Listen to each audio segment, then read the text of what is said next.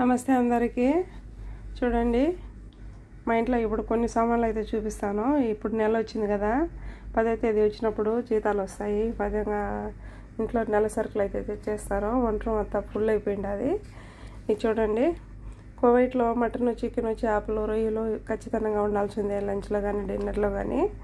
అందుకని ఈరోజు మా మేడము మాంసం తెప్పించింది. మా ఇంట్లో పిల్లలు మాంసం పెద్దగా ఇష్టపడరు. చేపలు కూడా నేను అస్సలు చేయను. ఇది చూడండి, మాంసం ఇది ఫ్రెష్ మాంసము, పొట్టేల మాంసము. మా మేడం వచ్చి 8 ప్యాకెట్లు తెప్పించింది. ఇది కీమా మాంసము. 8 ప్యాకెట్లు వచ్చి 40 దినార్లు అయింది. ఇవి వచ్చేసి రొయ్యలు చూడండి. ఇవి వచ్చేసి ఉల్లగడ్డ చిప్స్, నైట్ డిన్నర్లే గట్ట తింటారు.